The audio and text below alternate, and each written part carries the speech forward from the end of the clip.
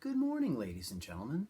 Today's kind of a gross day out, so I thought let's do some videos. And we're going to change up the location a little bit because every time I watch the news, well, people they're talking always in front of books. If you sit in front of books, you look smarter. So that's what I'm trying to achieve today. So today's topic is Stalin. Now, in the other videos, we talked about the czars and how Stalin outmaneuvered Trotsky and became the successor to Lenin. Stalin ruled Russia, or the USSR, with an iron fist from 1928 to 1953. He was brutal. He was a dictator. And they say he is responsible for the deaths of anywhere between 10 and 20 million people. He is one of the worst butchers of the 20th century. But who is this man? He was born Josef Stalin. Stalin is actually a name that he adopted as a revolutionary much later, and it meant man of steel. And the guy wasn't even Russian. He was Georgian. In fact, he talked with a very thick Georgian accent all his life. He dressed Georgian. He was very un-Russian. However, he kept Russia together. He industrialized Russia. And of course, he ruled with an iron fist.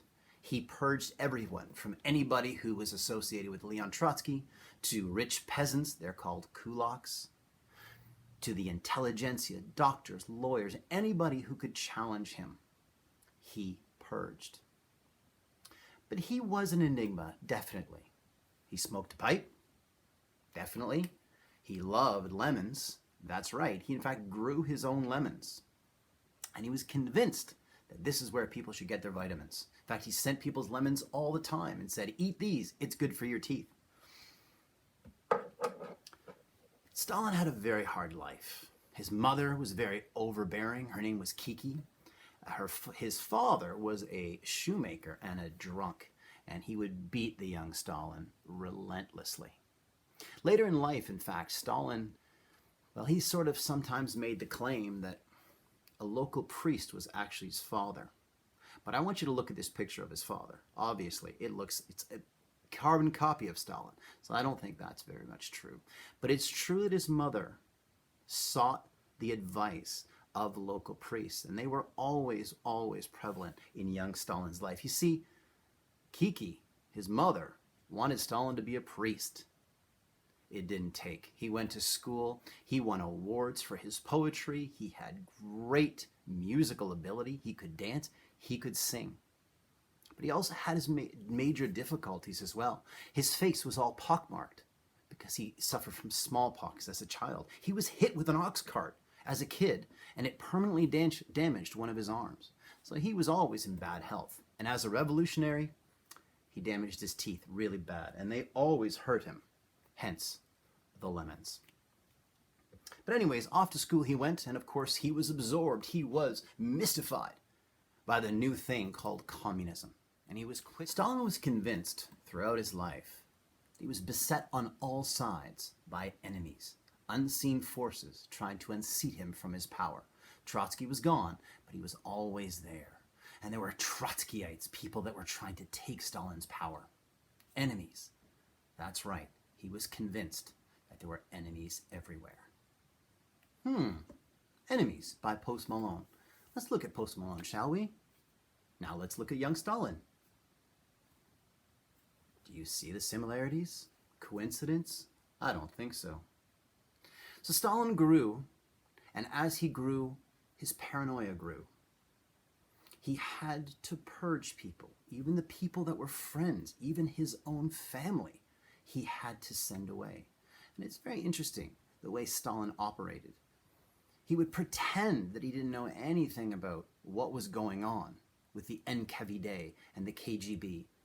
And of course, people would just disappear into the night. They'd either be executed or they would end up in one of Stalin's thousands of gulags in Siberia. It was an awful time. So Stalin, of course, one could say, had many parallels to another dictator of the 20th century that you're all familiar with, Adolf Hitler. If you look at their paths, abusive father, overbearing mother, that idea of paranoia and the inability to make meaningful relationships.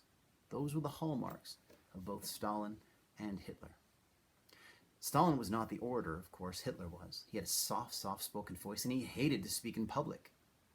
But yet, there are similarities. Just look at them as children, side by side, defiant, angry against the world. So much to prove, and so self-confident. When you look at both men, both Hitler and Stalin, both the Nazis and the Soviets, both used propaganda very much alike. If you look at the two side by side, you'll notice both were brutal, both enjoyed the same color scheme, and both had the same simplistic and brutal message. Stalin relied on lies. Stalin relied on this cult, this godlike status that he cultivated in movies, in books, in everything, that he's this hero, this godlike figure is watching over all Russians, and he will, of course, make the right decision.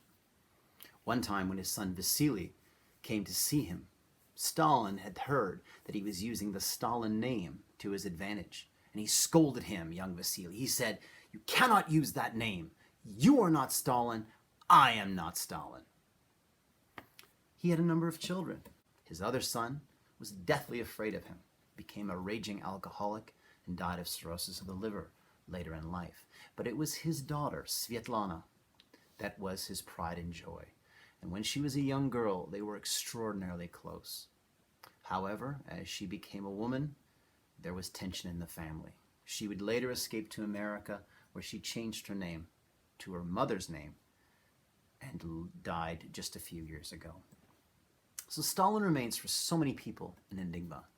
He is very much a puzzle. Who was this man? He could be kind. He could be paranoid. He could be brutal. No one really knows who this person was, Joseph Stalin. If you want to check it out, though, Netflix has really a great documentary on Stalin. They also have a very, very strange and weird dark comedy called The Death of Stalin. It's worth checking it out. And I'm going to finish with that. I'm going to finish with his end. In 1953, Stalin dies of a massive stroke.